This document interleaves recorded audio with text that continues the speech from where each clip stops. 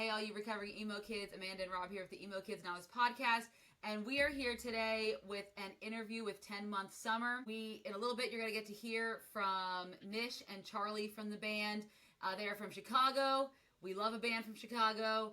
And We do. We're very excited to talk about them. Yeah, Robb, are you excited about our interview with I'm Tenmonthsummer? very excited. Listen, and I'm gonna be honest with you guys. We recorded this right before we record this. This is maybe the best interview we've had in Emo Kids Anonymous history, possibly at minimum top three. But before we dive into this interview, do us a favor: like, prescribe, follow us on all the internet sites because after this interview, you're gonna want to follow along. This is a great time. You guys are gonna love 10-month summer as much as we do. I think.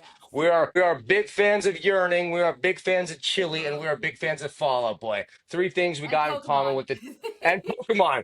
Deep dive. Yeah, we got a lot of things in common with these Tenmo boys. Let me just say, you're in for a treat with this interview. So without further ado, let's dive in.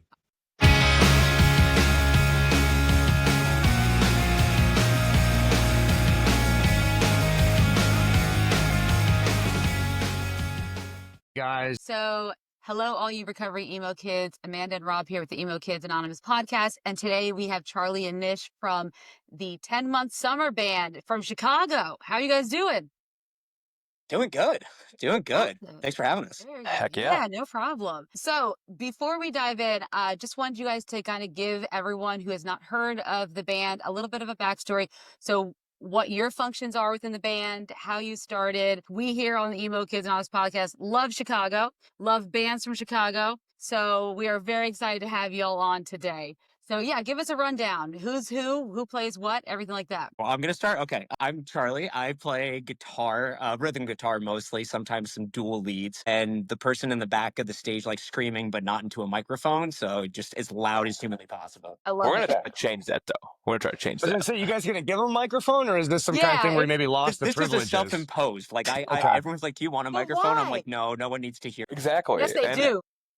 100%. My name's Nish. I sing in the band. I write a majority of the words. Scumdrop does backing vocals, and they also sing any backing vocals they do. They write those parts usually. And Scumdrop, by the way, is our bassist. Our drummer is Luke, and Sam is our lead guitarist. They just couldn't be here tonight. We've all got some band obligations going on, but we're excited to be here. Yeah, we are very excited to have you guys. So tell us a little bit about how the band got started, how you all came together and led you to this point right now with us. The internet, kind of, yeah. Okay. I'll let yeah, Charlie say. place. I'll let Charlie say his piece, but Luke and I were in a band before this called Ocean Glass, and we were in that band.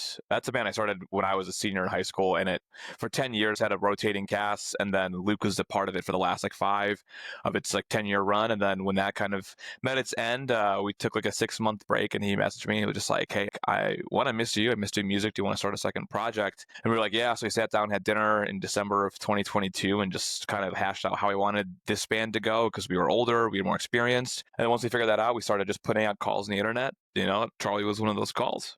With the magic of Reddit being what brought us together, the Chicago music subreddit. I'm from upstate New York originally. I bounced all around the country, living in Boston. I was out in Reno, Nevada, and I moved up from Georgia to Chicago. And I was like, okay, I think there's going to be a music scene. I really need to reach out to folks. And I'd found another band first, and I was just thinking, there was something else that I was looking for. Randomly see a post from what turned out to be Nish being like, if you mid-2000s music, Turnover. What were the bands? What was the FFO? Yeah. Turnover was the one that was thrown out there. PV was a big FFO. It's if you like this record, we want to write something we want to write something shoegazy. We want to still keep some of that, I see the Fall Out Boy shirt and the records in the back. I'm a Fall Out Boy head through and through. It's what got me into music. So I was like, if you like the drama of Pete Wentz, but not the vocal styles of Patrick Stump, because no one can be him, but the message or maybe the aggression of the 2010s wave, the One Years and stuff like that, you know, and if you can put up with me making the incessant amount of Pokemon references, inquire within. And Charlie just ticked every single box and was Pokemon references. Wait, what's your favorite Pokemon? Wait, as a avid Pokemon Go player? Yeah, no, you missed it on Twitter, Amanda. They told us we got to talk Pokemon on here. That was their Gengar. Okay, that's fine. Yeah, it's Gengar number 1, but Charizard close number 2. I'm 31. I'm an old fart. I'm a Gen 1 truther. So There we go. I Okay. I I understand am that. also a Gen 1. Like, we have a They little lost bot me on our after Discord. 150. Yeah. That's the thing is it does like little like Pokemon tests. I have to like Google to try to find what any of these are, because if it's not the original like group, I No, have no idea. Snorlax is my go-to. That's my Snorlax. guy. He's a beast to play, like to battle. He's really hard to battle. I'm not gonna You gotta lie. get that He's flute to very wake hard to his battle. ass up too. Yes, I used that's to play true. Pokemon Snap, and Yeah. when you'd go around, you'd play the flute to get him to sit up and everything, so you could take like the perfect picture of Snorlax. It was primo. Yeah. Oh, that's So wonderful. normally, really quickly, normally when we've had pop punk bands, I believe there's like three types of pop punk. I'll ask them, like, are you cigarette pop punk? Are you Monster Energy pop punk? Or are you, fuck, what's the third one, Amanda? Monster Energy pop punk, cigarette Bubblegum. pop punk, or Bubblegum pop bubblegum. punk. Yeah, bubblegum. But for Yeah. emo bands, I haven't really thought of the three yet. So I guess here, I mean, I feel like Nish already answered it, but are you guys a Charmander, a Bulbasaur, or a Squirtle band? Oh, that's a good question. I think as a band, we're probably pretty split. I would have guessed that Scumdrop's probably a Bulbasaur Yeah. starter pick. I mean, I'm You're a fan like of the Charmander. I think Luke likes fire. He likes fire techniques. He'd probably be a Charmander. Sam is maybe Squirtle. Is that derogatory or complimentary? What are we going with there? They're all great Pokemon. You take it, I'm yeah. thinking They're of- all, they can well, all be once- slurs if you take it wrong. You can play a Squirtle as a first agent, as Pokemon trainer in Smash, but also the Squirtle Squad, like the devious Squirtle with the sunglasses, like Sam's little, his youthful trickery is what I'm thinking of. His playfulness was what I imagined that to be. Because I was a Oh, I see. Charmander starter too. That would be my starter there. That's your charter. But I'm trying to think, like, we get a little fiery, we get a little as our kind of emo music there, a little yelly, I a would say little so. Yes. Yeah, I think Rob and I were both talking that you guys are like you are the epitome of the yearning. I mean, like listening to Fate Line, your Word, EP yeah. that came out in end of For why? 2024. Man, I Capital Y, mean, capital E, yeah. yes, it is yearning that I love, like Destiny Bond. I'll sleep in your grave if you sleep in mine. Oh, I was like, yeah, Beautiful. you're right. Beautiful. I Yes. can't get over it.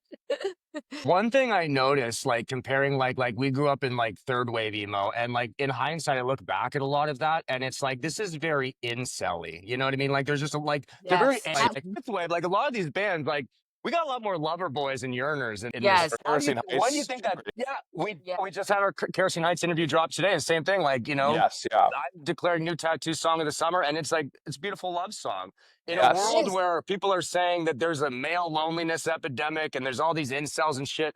How did emo turn into this thing of kind of being Great nice? question. I think first of all, like I think a lot of the fifth wave bands and also the accessibility to do music either remotely or not have to shell out a crazy amount of money for it means that like but also older people can get into it, and I think that we're seeing a lot of bands like, yes, there are like a lot of young folks coming in that are doing a lot of good stuff. I mean, like Red Sun's a good example of like a very young band that like have a lot of really amazing and new things to add to the genre, but they're also like paying homage to what came before. But like Kerosene Heights is a good example of like, Chance is like not a 19-year-old guy trying to like talk about relationships, right? That Growing married we're man. older, where you get tired of writing the same angry shit over and over again. I think like the Wendy Years are a great example of like a band that you can literally see that evolution, right? You have like the upsides, but collegiate. Even so, like, I don't think Soupy was ever writing anything that was misogynistic, right? But you still have your rowdy, I'm drinking beers with the boys kind of songs.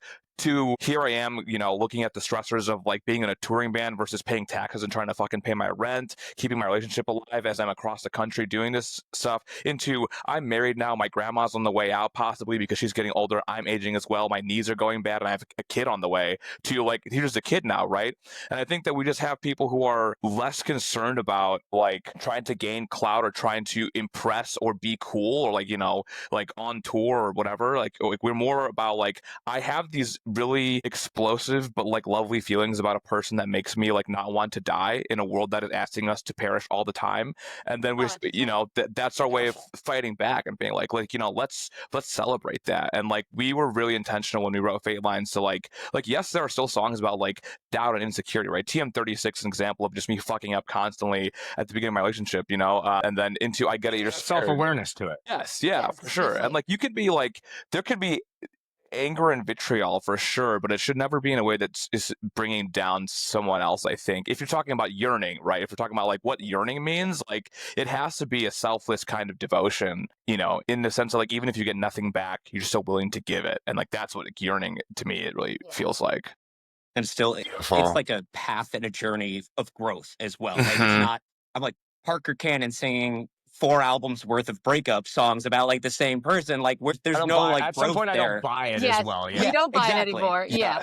Mark Hopp is singing about going to the party on a Friday night. It's like, brother, you're 50 years old. You've been married for Stop doing 25 it. years. Like, this isn't real. Yeah. That's some of the stuff we've talked about on our show with some of these legacy bands. They're coming out with new music, but it sounds like they're older music and the themes are still the same. And I get they're trying to be nostalgic, but you guys are out here singing about stuff that me as a almost 40-year-old like married woman, I'm like, this is the stuff that makes sense to me because I feel this and this is what we need right now. And maybe people younger than me also need this. I think that I think we need examples of it, right? I think that there will always be, I mean, you know, there will, in this very moment, there is probably a 19 or 20-year-old boy who's had his heart broken and wants to, you know, say fuck you, right? Or even a 19, 20-year-old girl has had or anyone, whatever your identity is, right? Having their heart broken and saying, I've, you know, go to fucking hell. But we have a lot of that, right? But like, where are the, like, I just don't remember, at least like, you know, when I was in my late teens, early 20s, like what bands were pushing that agenda a lot. Like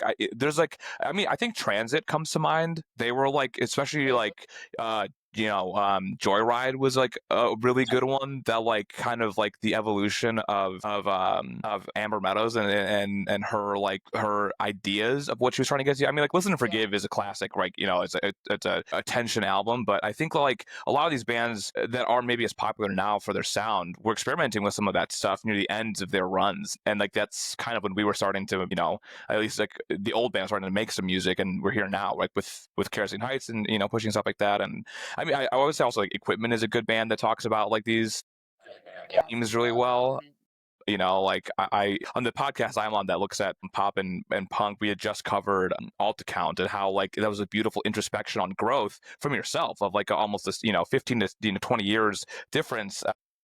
It was fascinating to see the ways that we talk about ourselves and how we see ourselves. I think there's like a more of a connection between like fifth wave and fourth wave emo. I feel like it's more tied to that second wave because when you're talking about like this gearing thing, like a big band, you know, Ashburn Confessional, you know what I mean? Like it's that thing where like it's like that is yearning music as well. Like I am lonely, I'm heartbroken, but like I don't want to slit your throat. I'm just fucking sad. I will stand outside your house with a boombox on some, you know, John Cusack shit kind of thing. And it's the same all kind your of hair vibe is I get from this everywhere. era. Like I was trying to think of like a mall emo-esque, like who in Hot Topic would I have bought a shirt of that was like a Boy does it well as well. I think Fall Out Boy, like there's a touch of misogyny in the Pete lyrics at time, but it's almost like comes in the across early he's like tongue in cheek realizing he's the pathetic simp there. Like he kind of, you know, like there's still that like feeling of it where like I'm reaching for you, not like fuck you. I'm sad. Definitely not by the I wouldn't piss to put you out part. That's not that. 2003.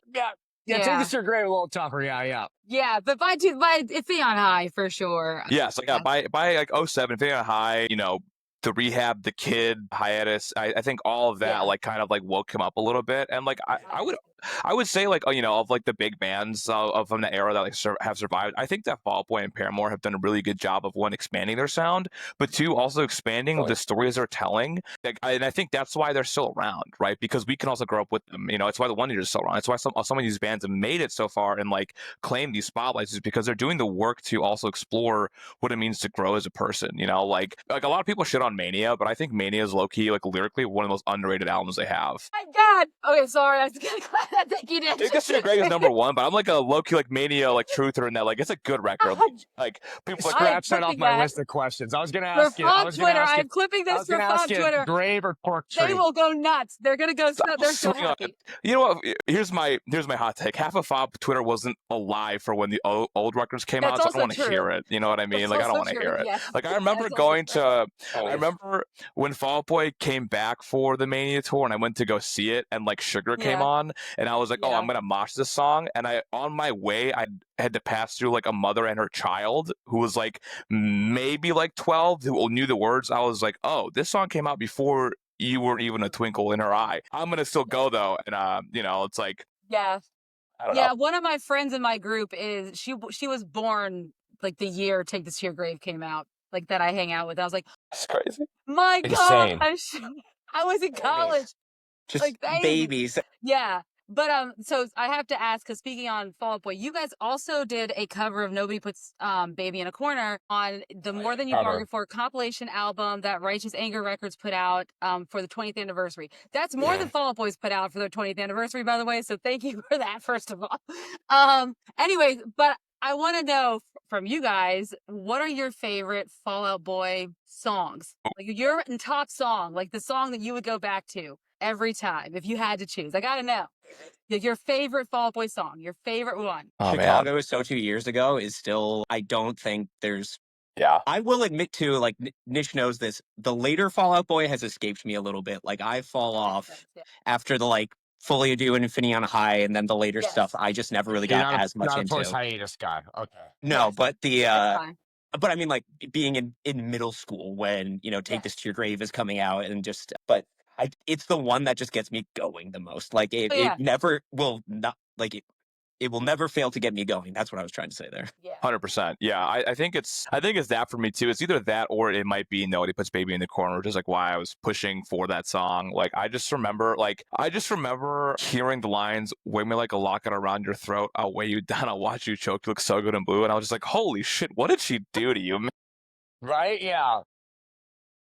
What did Like, she do to you? If you're gonna, He was an English major in college, so a Yes, lot of yeah. it makes sense. So, Yeah. Oh, it totally does. But I just remember also like, it came out in 05, and I was like 12 or so. Like I had just gotten on Tumblr. I just discovered I was like very mentally ill. yeah. And so when it was just like the hand behind the pen, we lose a failure every day, I was like, that's me, baby. Like dramatic ass me in my nice suburban life. I was like, oh, my life is so bad. That's me. Pete, you get me?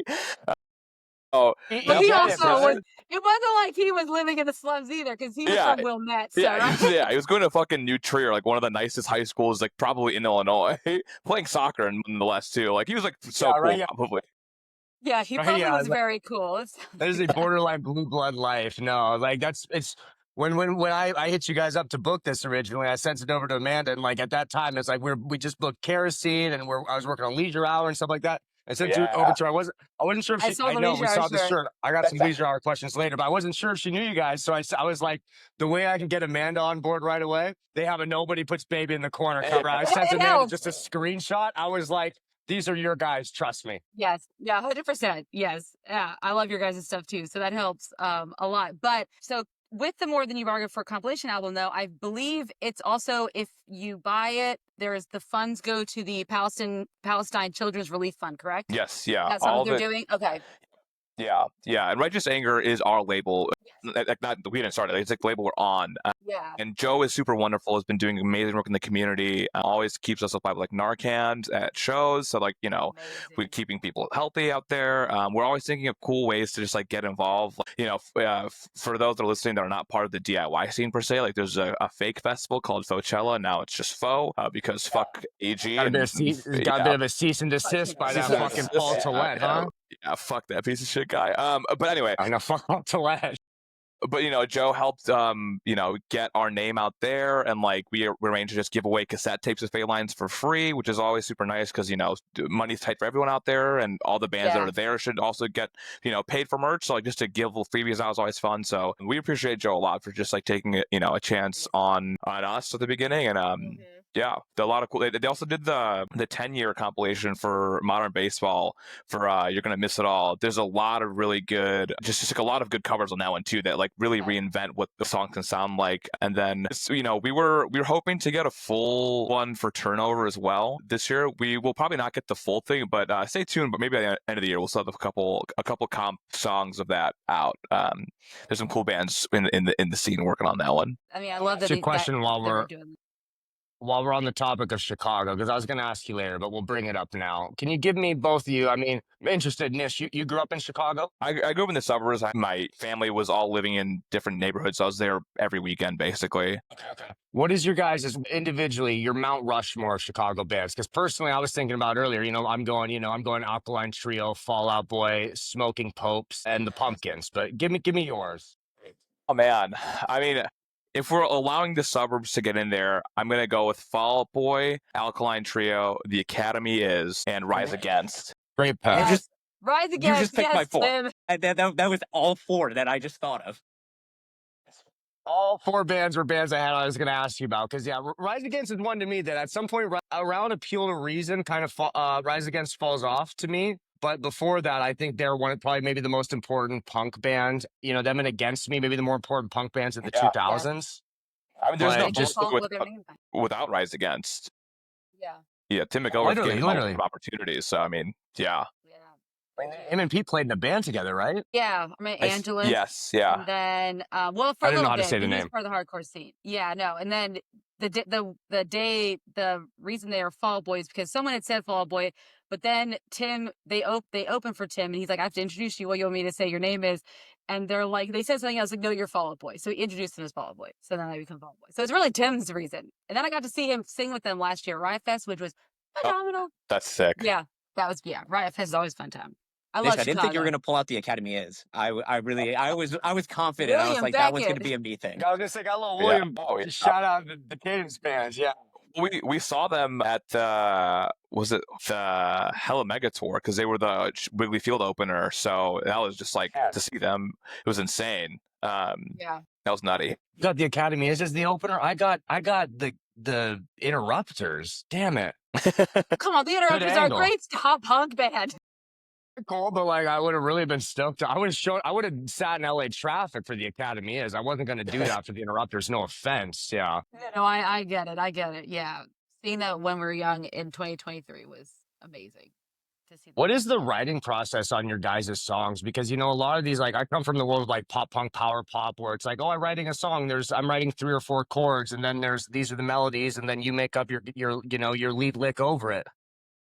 With this genre, it feels a lot more instrumentally driven and the like. Is it more of a process of, Charlie, are you getting together with the other guitarist coming up with something that Nish is adding vocals? Like, what's the process here? We've been kind of all over the place with writing songs. There's been times like I've come with just like an idea of a riff that I've sat there and played. Like Luke and I just got together and he's playing drums. One that comes to mind is I was playing it real slow. He's like, that's very pretty. That's very nice. Now, like, twice as fast. Just go. Let's fly through this. Do And it like this. yeah, and it moved from like this ambient thing to just this like driving, thumping sort of song that we had. That there's that. There's sometimes, I mean, we're just sitting in practice and Sam starts noodling and Nish is like, keep playing. Just keep playing that right there. Just keep doing it. And we start to build around it. There's times I've brought like a whole song and I was like, I think this is good. Like, do we want to just rock with this? And recently we've had a couple where like Nish has lyric ideas and it's like, what are you thinking? Like we could do with this, or let me send you a melody I have in mind. Like, can you put something behind that? And so we're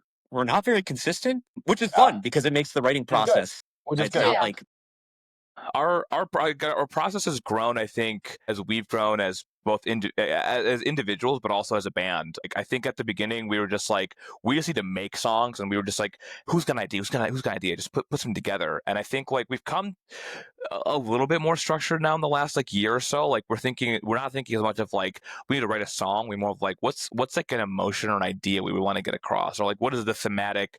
You're tracking EP2 right now, and we're already writing and cutting stuff for LP1, trying to figure out what is the theme they want to hit, and what is the ambient mood. And like we're never going to be a band that like only writes in one genre. We're going to write what we like for fun, and like maybe the LP might be a little more like genre focused, but like the EP is going to just throw. I mean, FA Lands has a fucking ballad on it, 202 right in the middle. Like we just don't give a shit. We just want to write cool songs.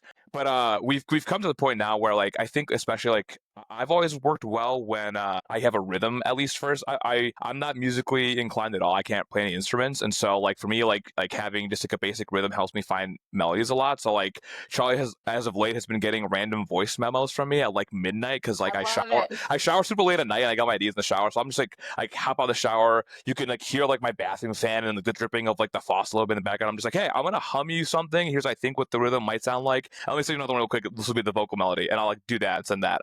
And then like Charlie, because he's actually good at what he does, like, oh, you wanted this, right? And I was like, yes, that's exactly what I wanted. But I said do, and you knew what I wanted you to play. So I think we've like, I feel like we were not at that point maybe to understand each other's like musical minds too, to like figure out how to get there. And I think it's made the writing process really fun. And we've got some secrets cooking that are coming out pretty soon that I have really been leaning on like me and Charlie a lot to like we would kind of like I mean this is not a leak, I guess, at this point. I've been talking about it on other like podcasts and like interviews we've done, but no one has been reading it, so everyone thinks it's a secret. But we're putting out like a lo-fi / acoustic EP pretty soon, as soon as we get it tracked, called Midwestern Haikus, because our drummer broke his wrists a couple months ago, and so it just pushed back everything for EP2. And so we were like, oh, what can we do like really quickly that still like kind of like encompasses like, because EP2 is going to take a definite turn from Phalanx. It's not going to be just as, you know, most everything on Phalanx is about my fiance, but we're going to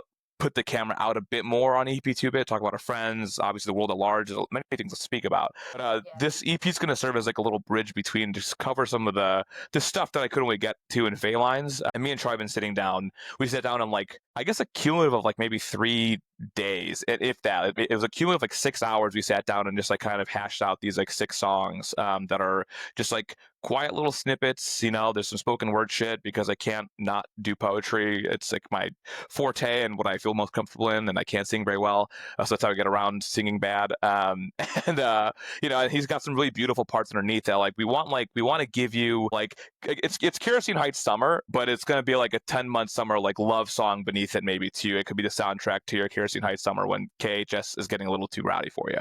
But I think like with those two combined, you know, it's gonna be a yearning season for sure. Love it.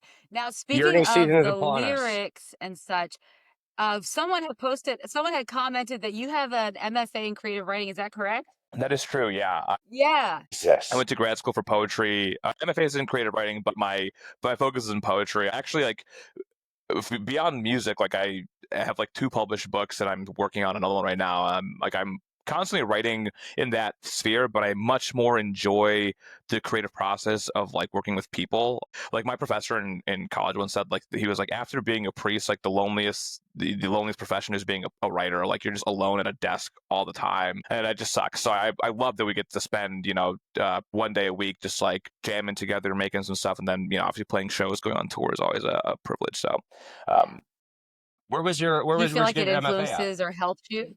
Yeah. it was from Old Dominion University in Virginia. Home of Old Dominion, the country band. Yes, I'm aware. But does it help you with your lyric writing at all? Your MFA? I think so. I think like I feel like the black sheep often in that like everyone here can play instruments, and not only that, like everyone can also like play more than one instrument. Like I feel like Charlie could play bass if he wanted to. Scumdrop can play drums. Luke has written the lead parts for some of the songs we actually play live now, and I feel like I would have imposter syndrome if I didn't feel as confident about my words and my storytelling.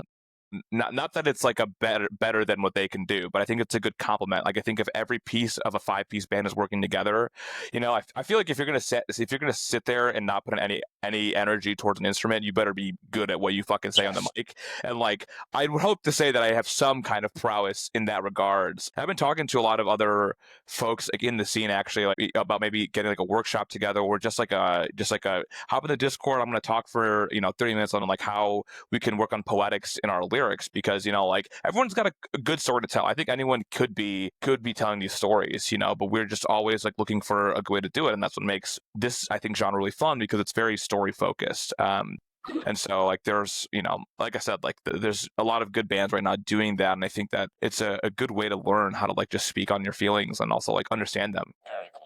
Charlie, I got a question for you here. Oh, sorry, keep going. Oh, I was gonna say, I think Nish is selling himself a little short here, because Yeah, I we thought have so too. Yeah, I was he's like, been well, he's been a little shy you about should it. see us in practice. Is like we'll just start running something, and then the lyrical machine over there, it just is. Yeah. I feel Yeah, like in 5 this minutes he whipped something up and writes it. I was like, if you gave me a year, I couldn't express myself no, that right? well. Yeah, maybe it's helped a little, as if I haven't had like a full breakdown over just the single line of like, "I'll never be your favorite song," like just like one single lyric of a Tenmo song. I'm like, boys. I know. Charlie, one question here as the guitarist of the band, and I brought this up to Amanda a couple weeks ago. I was watching a Fall Out Boy performance, and I was very bothered by the guitars they used in the most like boomer way. Because Yes, you let are. me just say, I'm a purist. I believe if you're playing in the pop punk emo genre, you should be playing a goddamn Fender. And I noticed, I went in, I watched your guys' Tiny Really? Desk audition, all these videos. Very much. You should be playing a goddamn Fender. So let me ask you, Charlie. Fuck, marry, kill. You got a Telecaster, you got a Stratocaster, and you got a Jaguar. What are we going with? We're absolutely marrying the Telly. That is With that, you're gonna between fuck the Jag, Strat huh? and Jag. I am probably going to kill the Strat There we and go. fuck the Jag. Perfect pick. I can live with that. I think the Jag gives you a lot of what the Strat can do, and having a trem, and also Strats to me, I like growing up. It was one of those I was like 50-year-old guys play Strats Yeah, like that's the that. air That's just what classic it guitar. was. That's the guitar you get when you're a beginner, and then you want something with a little character to it. You get a Jag, and then you get a little older, you get a Telecaster, and you're like, holy shit! This is the easiest thing in the world to play. Yes. I will admit, like I want a Telly that's not a Telly. That's always what I want. My guitars is like I want dual humbucker, like 25.5-inch scale, Yeah. like hardtails. But like I currently play like two Balaguer guitars, which are basically just like, well, the one is like a Telly, the other is basically a Jazz Master, just from like another company. And then like a lot of people in our space play Reverends, and like the Reverends are basically just the ones that I see and like to play. They're like a light cross between a Telly, and like some of them have the bridge is like a Gibson like Les Paul. And I don't know why, but everyone plays a Reverend. And I'm like, I don't know why either. I thought I was being a boomer about this. I mean, it's super cool. And like, I'm like, when you look at what it does, I was like, it's certainly more flexible than the Fender. I'm like, the Telly hasn't been updated in like 50 plus years. Like you're going to get the same thing, but then Fender still charges you $1,200, $1,500 for For the name. a plank of wood. Legacy brand shit. Yeah. Oh yeah. Exactly. So a little bit of updates with the Reverend, but I was just like, it's just so interesting to see like it's nothing but it like call like fire. It's wildfire. So everyone plays Reverends. I had like a Reverend for Yeah, I've had two Reverends. I had it a little longer than 2 months, but it was like 6 months, and then I switched it out for the Balaguer, and I'm like, this just fits me better. It's kind of like it's got the tilt back headstock, and I switched the pickups out to be what I wanted, but I'm like, it's like nice and bright colors too, like a Fender, rather than like I had a butterscotch Reverend, so I was like a little too close to like a butterscotch Telly, which again, 50-year-old dudes play. Well, yeah. Bruce Springsteen can do it. That's about it. Yeah. He gets passed. someone called Charlie Unk once, and he was like, "I have to go to this fucking guitar." Yeah. I gotta switch this up. Yeah. It wasn't even because I'm like the oldest person in the band either. It was because they're like, "Oh, you play a butterscotch Telly? Okay, bud." That's all. Your uncle now. Yeah, I've owned a butterscotch Telly as well. I had the same thing when I had it for about like a year and a half, and I was like, it sounds great, easy to play this and that, but it's like I feel like I'm a Jag guy. Like I don't know, like I gotta swap this out. You know what I mean? Like there's the one chooses the wizard sometimes, Harry, as they say in the popular books written by the transphobe. Yeah. Yes. Yeah. Exactly. Sam is a Jazz Master Jag. Yeah, I was gonna say I watched the videos. Like you got the red, the Telly ripoff. Like, and then I was like, we got the Jag on there. I remember being like, okay, no red flags here. No, he's like, We we're called good. the We're no golden. instrument. Speaking of performing live, I gotta know because I've seen it on your Instagram. The campaign to try to play at Chili's. Yeah, we gotta know about Chili's. Let's Let's talk talk Chili's, about? baby. Is it for the triple dippers? Is it for? I love their quesadillas personally, but like, so what's this all about? Best chain restaurant. Tenmo Tuesday Triple Dipper. I mean, I'm telling you. The hashtag writes itself. But It I don't really know. does. Yeah. I just like, like as we all probably feel, capitalism is a leech in our fucking sides, right? And like I was just watching this like YouTube video late at night with my fiance, and I've like worked in restaurants. I was a GM. I've been a server, been a bartender. I've done the whole gamut. And like I was like watching the video. It was like a Business Insider. It was like 8-minute video. It was just like the meteoric re-rise of Chili's, and I was like, yeah, man, that's a good late night. Seen the TV same for me. video. This is a peek into my mind of my ADHD. so we're watching this video, and the CEO was just like, yeah, so like we were like neck and neck. We weren't doing bad, but we were like competing with Applebee's, whatever. And I went into every like as many stores as I could and just asked them like point blank, like, hey, I'm the CEO. I'm the one that calls the shots. You tell me what's not working here because like you know best. And I was like, wow, what a novel concept. The person at the top of the chain actually asked, what can we do better here, make better Giving for a you? crap. So I Yeah. was like, holy shit, that's cool. Come from the restaurant world, that is so rare. Same thing. Like, that is so rare. 100%, yeah. And like, I've always wanted to play some kind of fast food place, just to emulate the what the fuck is up Denny's, right? Fuck is up Denny's. I know like Bug Moment, Garden Home tried to do the Culver's show back in the day, and that got canceled because probably someone in corporate got a little like scared. But I was like, Chili's is unafraid to do shit like make like a neon purple margarita. So like maybe they're about this life. So Chili's understands the gram. They understand the internet. Yeah. Yes, yeah, exactly. And their social media presence. Yes, they're good. They're good. And so what got me was one day on social media they posted a video with the sound was a modern baseball sound bite, and I was like, okay, we've got we got a sleeper agent in there. The call is coming from inside the house. Let me dial the number, real quick. Yep. So I was like, okay, if someone's making like Chili's Mobo TikTok videos, I'm like, this is the time. So I was like, fuck, slide in here, yeah. And also like, I'm the one that runs our social media, and I was like, we have no, like, it was in a lull time of all recording, and I was like, we have nothing coming out, we have to stay relevant, quote unquote. But I was like, I never want to be the person that like makes like 8 videos of the same song being like, check out this sick bridge, blah blah blah. Just like, let me just be real. And I was like, you know what, I want to play at Chili's. So I was like, let's start a stupid ass campaign. If it goes viral, that's great. If it doesn't, who cares? We might still get to play Chili's. And then so there's actually no Chili's in Chicago. There's the closest Chili's is in a suburb up north called, I guess some people might call it Chicago. It's in Skokie, which is like 35 minutes away. So me and my fiance like went to do the triple dipper, like do the cheese pull and all that stuff, and we had a great fucking time. It was awesome, and our server was like super nice. And like at the tail end of it, I was like, hey, because it's us filming and shit, and I was like, hey, like, by the way, like, I'm in a band and we're trying to play at Chili's. Like, what are the odds that like is like, I was like, is corporate cool about this shit? And they're like, yeah, corporate's super cool. Like, they let us, like, we have a lot of like alternative folks like that like, live their lifestyles freely. Like trans folks, we dress however we want, piercings are fine, all this kind of stuff, right? They're like, corporate's super cool about it. They love these kind of rare for a corporate chain restaurant. Yes, 100%. Yeah, they're like, you can identify as, you have good benefits. It seems like they're all well taken care of, but they're like, this location, because it's the closest to Chicago, gets the most traffic, so they probably wouldn't like shut it down for a day because you'd have to just lose tables to play it. But they're like, try the one in Bolingbrook, and I was like, oh shit, okay, that's like next on the list. Like once I like can sit down and like just really write a good script, I'm gonna call that store and be like, can I speak to the manager? Don't worry, this is not a negative call, and just see what strings we. Yeah, exactly. Yeah, I'm not mad. I mean, in fact, I'm excited. No, I'm just here to elevator pitch the fuck out of you. Yeah. Look, may I just suggest, I live in Kentucky, and we don't have heavy foot traffic at our Chili's. So, may I suggest, I know you guys are going to be in Kentucky, what, the 1st of August, I think? Yes, up north. Yeah, I mean, I'm just saying, we have plenty of Chili's that do not get the Chicago level foot traffic. So maybe we just got to do a Chili's tour instead, and maybe that's how we Chili's tour. Yeah, do it like all Mega Reject style. Just go crazy and play a bunch of random Chili's. Rent like a U-Haul and just drive around to the Chili's parking lots and like get like a generator or something so we can plug in and just play out in the parking lot. Do a guerrilla style. Do a guerrilla. If they don't agree, you just rip 2 or 3 songs till the cops come. Worst case scenario, you get a few tickets in states you don't live in. You just don't go back to those states for a few years. That's Whatever. true. Warren's a Warren. It's no big deal. That's right. Kentucky, we're playing you once, and that's it.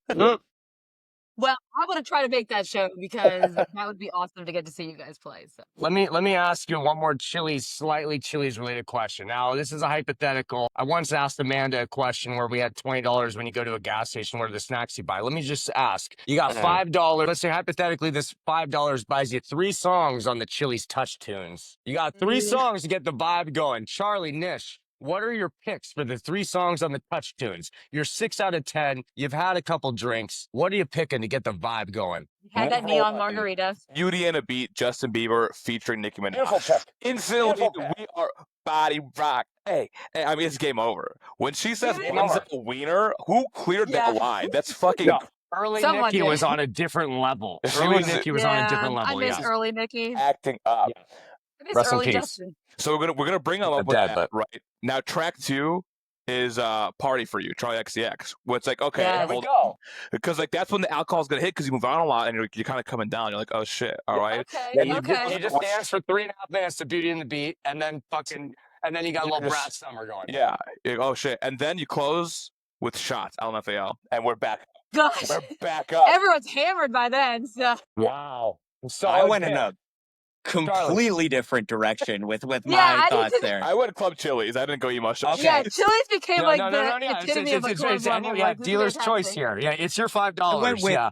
slightly tuned up. We're going to scream the lyrics all together because Okay. that's what this Chili's is. So we're going to go with Your Love by the Outfield. Oh. Josie is, yeah. Take Me Home Tonight. And Eddie Money shot the first Eddie Yeah. Money reference on the Emo Kids Yes. Anonymous there we, podcast. I mean, by we the got way. to start Which with one. was a great song, though. I This is shut why down they- bars with This is that why they being call the it like long. go-to song, and it. Oh my god, It people does, just like yeah. slightly buzzed or pretty hammered, just They get to scream that it. chorus. Yeah. Yeah, and then I mean, we covered it, and I've watched enough people do it. But When You Were Young by the Killers, Insane. Yes, that is I've just never- one people want it. Yes, Yeah, white yeah. people love I anything haven't killers, so fucking that found works. I thought I did some goddamn not research. I have not online. seen. We did it live Yeah, it's only at been Luke's wedding. twice. Yes, at Luke's wedding, and then we closed Bummer Summer 2, our festival, with it as well. Do we have a single video of this? Because I need it. Do I we? need it emailed to us. If Yes, I would love to see this. Luke might have a video of it from the wedding, possibly. If he does, it'll find its way into your inbox. We have not seen it, so we don't know if Yikes. it's real. It could be like a God SpongeBob bless. Lost episode, possibly. Yeah. I mean, mythical. I'm just thinking for Bummer Summer, someone might have.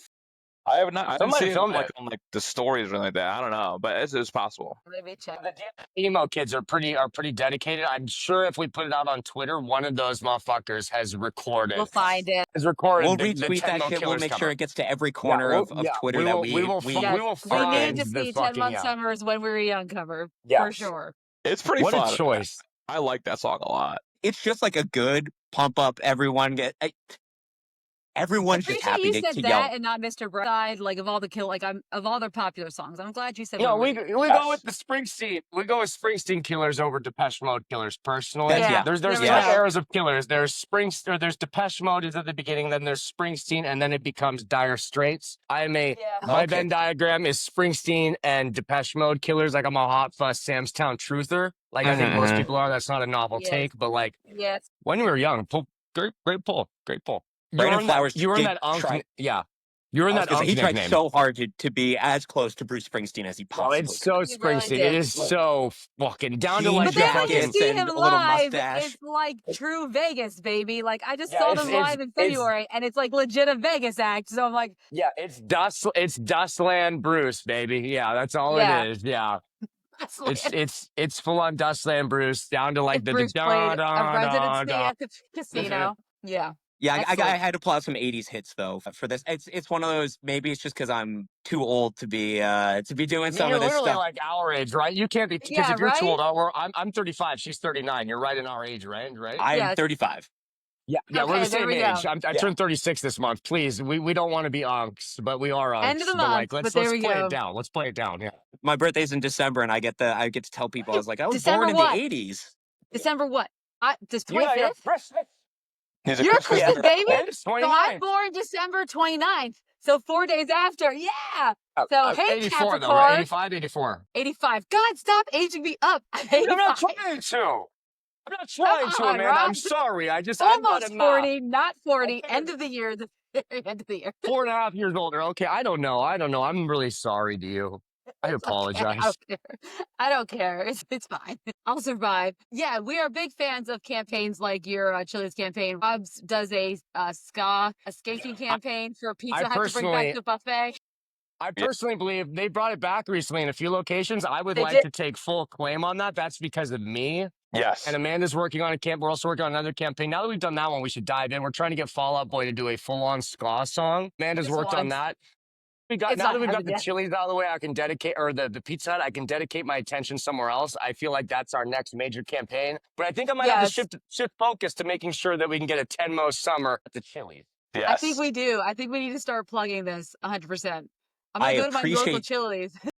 The Pizza Hut buffet. That is, oh my god. That Yeah. growing up, that was Come on. clutch. It was so good. good. So we good. need that. So Yeah. yeah.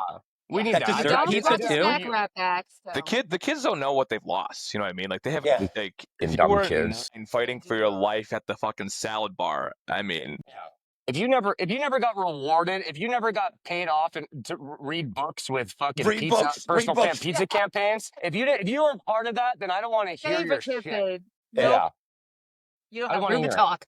No, Yes. get in line. No one's pushing you all to read anymore. All right.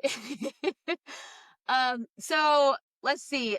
In the long lines of food, I think Rob, you had some questions for them. Yeah. Being My boy Chicago boys. Ricky is a proud Yes. Chicagoan, and about an hour before this interview, like a true man that puts in minimal effort, I said, "Hey, I'm interviewing Tenmo, and all I really know is the music and the like. Give me a few Chicago specific questions." So I got to ask, what's the best Chicago chain pizza joint? He gave me a bunch of names that were in Italian. I said, "Brother, I'm an I have American one. Canadian. I cannot pronounce these. I'll ask them their favorite." chains. I mean, I feel like there's two big chains that people fight about. It's Illuminati's and Giordano's. But you're a Giordano's man, Charlie. No, No, I said Illuminati's and I was like, Giordano's. holy Sorry. shit! I was like, holy shit! We gotta rethink this No, whole. because I'm a loser. You're like, I'm a I loose didn't mean to person. cause the band breakup on the pod, brother. No, yeah. I think of those two. I think Lutz is better also. But it's not a chain per se. But Pequod's has I think the best deep dish. What?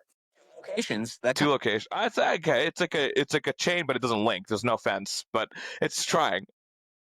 Good deal. But I'm also a tavern style truther as well as like the real Chicago style pizza. I think that's and I think that's better than a New York slice. And I know Troy's from New York and he's not gonna like that. But I think Say it. Oh, Say it. Charlie. He's from upstate New York. Calm It's not the myself a same little thing. Yeah, what part of upstate are you from? Like Rochester? Like where? Like how far up? I went to undergrad in Rochester. I'm from like the Catskill Mountains, so like 2 He's a hours north national of New guy, York. yeah. Okay, Yeah. gotcha. Yeah, I have family in Rochester. I used to go there in summer and go hang out at the lake and stuff. I was about to say, if you want to talk about like garbage plates or like the Rochester Red Wings, like I'm always. I spent the weekend on the East Coast. I'm never going back. So like, yeah, let's keep the East Coast talk. But I can appreciate a tavern style pizza. They cut a circular pizza into squares. It makes no sense. Like it is It is actually the crazy. dumbest thing I've ever seen. So it ends up with these tiny little like these pieces that are just little bite-sized pieces, and I'm like, I don't know what you all are doing. You get to the middle, there's no crust to hold it with. It's an ineffective way to do pizza. Although it's a gift. it does taste pretty good. And I have to agree with Nish though. Like something like Pequod's. Do y'all watch The Bear? Of course, yes. I haven't seen season 4. I'm halfway through season 3, but yes. Do you remember when Richie was staging and he ran out to go grab pizza and they brought it back? Yes. He ran to Pequod's. That was where he Okay, ran okay. to go bring Oh, it back. that's cool. Okay, gotcha. So that was it's some good stuff there. And then there's a lot of cool like fun pizza places in Chicago too. Like I like Peace. Nish, have you been to Peace in Wicker? It's like a brewery and everything, and they'll put like mashed potatoes and garlic on your pizza. They'll do some like Whoa. wild stuff. That's crazy. It's awesome. Well, what about dogs? What about hot dogs? It's Chicago dog forever. Taco dog forever. Yeah. Far and away better than anything New York City has to offer. Chicago dog is phenomenal. Places though, I was like, the problem is like everywhere's good for Chicago dog. Yeah. I don't have one that I'm like is the Well, everyone requirement. always say it's Portillo's, right? But that's like the chain. So As a chain, it's pretty good. But there's so many just like little huts. Like you could just go to. I know we went with like 95 Corolla to what was it Byron's that we stopped at over there. That was insanely good. Right out Five Corolla, another possible friend of the show. Oh yeah. Oh, if you need him on there, I'll text Christy like right now. We're lining it up as we speak with 95 Corolla. 95 Okay, Corolla is coming on. We soon, could probably call Christy and he'll hop on right now. Like Yeah, you know, yeah. Put him on the spot. Put him on. We got time tonight. Come on. They are best friends. We're doing an Infinity of the Stones city. with the DIY emo bands right now. So like, Yeah. get them Yeah. on. Get them on. Get them on. But yeah, Chicago dog through and through. I mean, don't put ketchup on the damn thing. Christ, No. you know, you just Yeah. It's a kid's condiment. It's a kid's condiment. if you need tomato sauce, then get the pizza. You know what I'm saying? Just get a deep dish pizza. You'll drown in it. That's fine. that's Yeah. it. God bless Which you. you will drown in it. There's a Chicago dog spot, kind of out in the burbs. Gene and Jude's. Do you ever go to Gene and Jude's? Yes. Nish? Oh, it's a They do. yes. Yeah. It's a classic like drive up. Like Depression dogs. They put the fries on top. There's a McDonald's right next door, and they will make you pay for the ketchup over there because they're like they don't have it at Gene and Jude's. If you want to go get ketchup, Dad, they're like it's going to cost you money to It's gonna get this cost you. ketchup. Yeah. That's fantastic. Deep respect. I'm a large truther. One of the very few opinions I actually hold true to my heart is that ranch and ketchup are kids' condiments. So to hear this kind of ketchup slander is beautiful on the pod. Yeah, thank you. Yeah. I must jump in as a proud Midwesterner to say if you got homemade ranch though, we're talking different. That homemade ranch Okay, that's fair. will That's hit fair. you in a good spot. As What about someone blue who loves cheese, Western though? New York, like blue cheese, There we go. I was especially gonna when say. people, Yeah. yeah, No, you're eating mold. No. I I don't love like blue mold. cheese I either. love mold, No, thank Nish. you. I love I No, love mold. that ranch shit. all the way. No blue No, too cheese. good. It's too good. You no. just haven't had good blue cheese. I'm sorry. That's There we the go, only rational Charlie. I reason. guess not, My but guy. I'm not gonna hold my breath. This is my guy here. Okay, okay.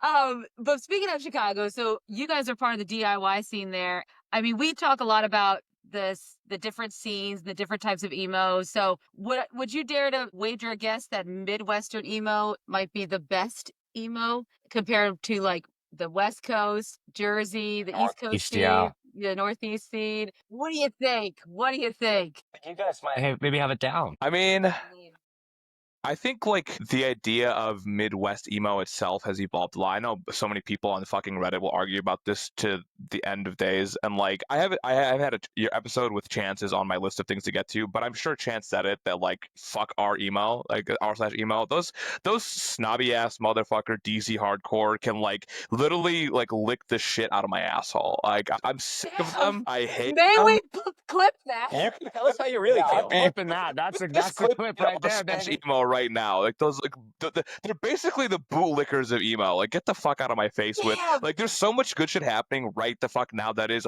r/emo that they don't get The it. best. It's The like best. such a I'm good time to okay. be in the genre. But and It's the because of best that, time. like we have to talk about like Southwestern emo, right? Ben Quad, Red Sun, Yeah. King Pink, Sunfo, Slowjoy, just fucking holding it down I mean- there. Even Arizona, Strelitzia coming out with some like bomb ass shit. On the West Coast, you've got like We got Townies. Liz Collars over here, baby. Yeah, I mean, there's so much good happening, and like we can't deny that like most of like a good chunk of third and fourth wave is coming from like like New England, right? Like I mean, like you have Transit, you have Man Overboard, you have I mean, if you want to get down to like Pennsylvania, you have literally the entire like Title Fight. Wonder Years, Modern Baseball, Tiger's Jaw, like Carly Cosgrove right now. I mean, like it's such a good time. Like Midwest emo is just like the country of emo right now, which is really cool.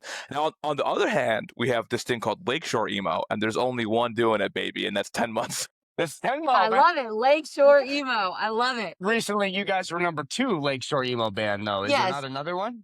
Number one is Bottom Bracket forever. Actually, they're the goats of the scene. No one comes close. Bottom bracket. I love everybody else, but Bottom Bracket, they're number one. They're just so good. I can live with that. I can Why live do with you think it is that? Why do you think it is that there's like just a boon of really good emo bands coming out right now? Like, what do you attribute that to? There really is. There really is. Yeah. Accessibility of making music with friends, I think like that's something that whether it's the internet, whether it's easy to record stuff now, which is something that I mean, like I know me growing up in the mid 2000s, like you had to pull together all your money, yeah, and go to a studio. I paid $5,000, $6,000. You know what I mean? Like you can do that for, which would now be $10,000, $12,000. You can do the same thing for $1,200 now at your house. Equipment like. We're fortunate to have a Luke, our drummer, because he records all our stuff. He records all our practices. Like, so we have that. He has mics, he has production like background and knowledge. So you can literally DIY it. Like you can do it all yourself. And so it's really opened, I think, a new avenue for people who are like, you can have a little more of a grainy, not so well refined sound, which can hit really hard and just have this amazing like feel and emotion. Just how it evokes the emotion out of you is so much better than if it was pristinely done by like Will Yip or something, you know, like, but both those things can exist. Yeah, and like in terms of accessibility too, like it's not even that like it's just like the making of it accessible, but like music to listen to is more accessible too, right? And so like now that like we have like you don't have to only be able to afford the 6 CDs you can get at like your Barnes and Noble or Hot Topic to find new bands. You know, you can hear 100 new bands in one day if you really wanted to. Exactly, yeah, and because of that, there's more opportunities for these bands to exist and to experiment and to grow, and like you have have bands that bring pop sensibilities into it. Like I'll mention Equipment again. Like Equipment, for all intents and purposes, is a great emo band, but also should be like a #1 radio selling band too. Like they could write a pop banger tomorrow, and they already have written pop bangers. You know what I mean? Like They have, yeah. yeah, so like these bands can like blend and do a lot of cool stuff. I mean, like there's a lot of like overlap between like the shoegaze hardcore and 90s emo into the modern emo with the twinkly math rock stuff too, right? And so like we just see bands doing, I mean, look at Ben Quad's evolution from like being a a more traditionally sounding Midwest or Southwest emo band into like Ephemera, just bringing out all the fucking stops. There's a lot of cool bands evolving in that way, record to record as well. They find new fans, also find other people. Like as we meet other bands and play with other bands, as we go through touring, they come through here, we open for them, we hear new things, and we're like, oh, let's get some of that in our stuff. Yeah, I love that. Let me ask you before we wrap this up, can you give me your 5 favorite current bands in the emo scene? Like I see the Leisure Hour shirt. Like there's a lot of bands that are like adjacent. They climb in here. Give me your personal 5 top bands that these. We got a lot of people. We got a lot of people who listen that maybe are stuck in that third wave. They're 35, and unlike me, Charlie, Amanda here, Nish, like maybe you're kind of afraid to check out new music. Let's throw 5 bands at them a piece. It's so hard to pick 5, and like before I say anything, and this isn't even a plug to like check us out, but like on our Spotify page, at least we've got a playlist of like all our friends, and it's like 300 That's awesome. different bands and songs, because like there's just so much good happening. I also want to shout out Will from Full Blown Meltdown, who like does like a recap of all the new music every single Meltdown is the shit, dude. Yeah, no, that's been my boy on Twitter the past few weeks, where I've just realized like, oh, Football Meltdown is the shit. Yeah. It's doing the work, like we call it DIY, but it's like DIT, right? It's do it together. And like I think like we want to embody that. But like at least for me, 5 right now, like I mean, it's #1, it's always bottom bracket. Like they're so freaking good. Kerosene Heights have this like have taken over like a lot of what band owns my listening space is like also a band that can own my fiance's listening space. And like she's got a more eclectic taste in me. Like she like listens to more than just fucking emo, and she's like also way smarter than me than music. And so like it takes a lot, I think, for this genre to really captivate her, and Kerosene Heights has done that through and through. Like every track she's like, this is a banger.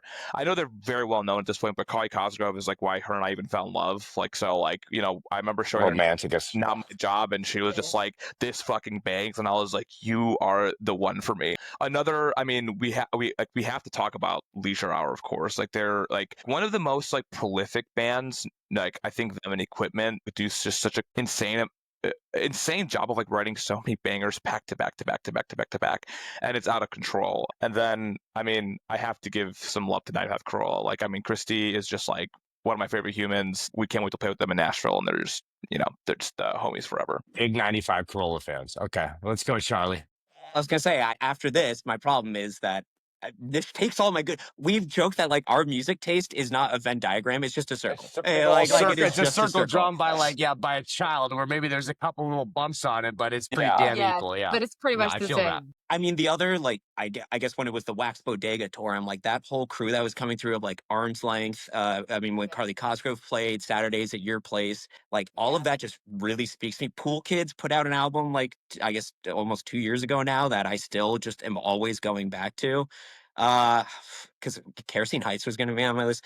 And we get to play with so many bands that I'm like are just freaking incredible and should be huge. Like Later Gator is a band that we're going to get to play with from Indy in next month on our tour. And to watch Jonathan, you need to find videos of Jonathan playing the trumpet and tapping guitar at the same time. He's playing the trumpet and guitar well. And guitar at the same time. I gotta look at this, man. And just an absolute animal. Far enough in the 10-month Twitter, like if you just go to our media and scroll down, like when we went on our first tour, we opened for them, and like it's crazy that like that show was attended by maybe like 9 people, and that video got like 100,000 impressions. It's just like, why are we sleeping on one of the best bands that come out of Indiana? They're so good, and we're gonna get to play with them again, but next month we're going to see them. Bouquet, who we're playing with next weekend, are just like not only amazing musicians, they're just like the coolest people too. And I think that's what's been part of like the best thing for me is that I just make friends. Like you get to meet really cool, genuine, fun people to hang out with, which makes going to shows, it's not work. It's not a job. It's not, it's something that you look forward to. Yeah. And, we're not gonna be huge and like making millions of dollars ever. So like the joy that we get out of it is really what keeps us going and bringing us back. 100%. Beautiful. But also, yeah, 95 Furlong was on there. Kerosene Heights was on my list. And I'm just like, I can't let him go first We're anymore. we're the same person, basically. Yeah. I could just say It ditto happens. after everything. Except apparently our Chili's playlist. That's the only thing we're going to be a little different That was vastly different. You both had different things in mind when you picked. That's what our brain, and I would sing if I don't even know half the songs you said on that, Nish. So sorry about that. I know shots. That's No shots. It It just just was goes the one I did shots. know. There's You one. know Beauty and In the that, Beat? brother. Beauty and the Beat is it was, I would say it's not one of like his like most popular like It's up Justin there. Bieber songs. It was up Top there. 10. I'm It gonna was get a up there. message on Discord in I just a mean, that second. was Dude, I I'm was sending it that to you came right out when now. I was watching his like PD Forever, whatever the Justin Bieber movie Yeah. was. I went and saw that when it came out. Charlie, I want to do an emo acoustic cover of Beauty and a Beat so bad, and I want Actually, You guys I would want massacre that. to do the Nicki Minaj rap part. Come on. Do it. The Do it most for us, appropriate Charlie. Do person it for to do us. that Do in the it for band, us. definitely. You got it. You got You will have this. to say buns out wiener, but I gotta watch out for Selena. Oh, I forgot they were doing it at the time. Yeah. Woo! Yeah. Rest in peace. Rest in peace. Yeah. Yes. Oh boy. Jelena. Oh Yeah. boy. Yes. Wow. Yeah, we're gonna if we get enough likes on that video, maybe we can get you to do that. Yeah. I will do my best to con you into fucking doing that. Don't worry. I got your We will. back We're here, gonna do Nish. everything we Nish, I can, got you. Charlie. Yeah. I will. We'll do it let's bully live. this man into doing it. Yeah. Yes. We'll pull a Bill Riley. We'll practice a couple times, and then fuck it, we'll do it live. Fucking do all it. right? Fuck it. And We'll then- do it live. There we go. Live. We'll do it live. That's the best. First Bill O'Reilly reference on the pod, too, by And the that's way. probably the only best thing you can Hopefully say the about Bill laughs. O'Reilly is That was well right there. done. Yeah. Bill the O'Reilly only- in any other context, not good. No. Bill Not O'Reilly in good. that context, good. Yeah. Good. Yes, that's the only time it's good. Awesome. All right. Well, before we wrap up, I just want to quickly thank you guys for being here. Really appreciate it. But for those who want to follow you guys, what's your socials? Where can they find you? Are they going to be able to see you play anywhere? Give everyone the lowdown. Yeah, we are on almost any social media you can probably think of. We're a little quieter on Tumblr and Blue Sky, but we're way too verbose on Those Twitter. exist, yeah. We're on Instagram. You can find us at either 10-month-summer band on most places or 10-mo-summer band if it doesn't fit. You can Twitter, Instagram, and we also have our own Discord where we're pretty active in. As we've been in the recording process, this year's been crazy because also Luke got married. We are all in the wedding. I was the officiant of the wedding, and we were playing the wedding. So it was a Very busy cool. summer, but we want to be more active, do game nights, all this kind of stuff. Also, our Discord gets leaks all the time. We like put pre-orders for merch in there, other for music stuff. We drop demos in there all the time. So if you want to keep up with Tenmo, also like every week in the spirit of keeping things about like community, every Tuesday on Tenmo Tuesday, we do a poll about silly things. But with that poll, we include a band to check out that is not well known, whether it's a local that's put out music, something like that. So like we have 200 plus in there already. So like that's like possibly 200 ears going to someone who maybe only has 60-month listeners, right? We're here for the love of it. No band is forever. We're not forever. So while we're here, we're going to make it a good time. If you want to see us, we are touring at the beginning of August, a 3-day weekender with Bottom Bracket. We're hitting Cincinnati/Covington on the border. The venue's in Covington. We're going to be in Nashville. We're going to St. Louis. We're taking a couple days break. We're back in town August 6th with No Problemo and some locals. And then we're flying No Problemo to Indiana to play with Later Gator and Beth Noodles in town. If you're in Chicago, and I don't know how fast you guys turn these around, but on Sunday, July 20th, we are playing in town in Chicago with Bouquet, Potion Seller, Nice. Stay Inside, and Daisy Head on their 10-year anniversary tour for The Smallest Light, which is a band I fucking love. Conversely, if you aren't at that, then you better be at the other show happening that fucking night with Dikembe, Swiss Army Knife, Kerosene Heights, and Sweet Bike, which is Yep. heartbreaker to not be with KH. Solid lineup. In town. If we could make that a mega Sunday show, we totally would have, but trying to get 9 bands on a Sunday is, we're not Lollapalooza, we're not Riot Fest, so no one's gonna Yeah. it's coming Well, on a tough, Sunday yeah. for emo bands like that. Maybe one day, besides like maybe Foe. But yeah, that's what we got cooking. And then yeah, new music soon. Midwestern Haikus on the way. We've got a single cooking up too. If we'll put it in the universe, EP2 out before the end of the year. Much coming There from we the go. Tenmo camp. Beautiful, beautiful. Huge fans of Tenmo. I appreciate you guys. We appreciate you guys coming on the show. It would very much, you for we would having very us. much like to have you back once EP2 Yes. comes out. This has maybe for been sure. one of my favorite interviews we've ever had.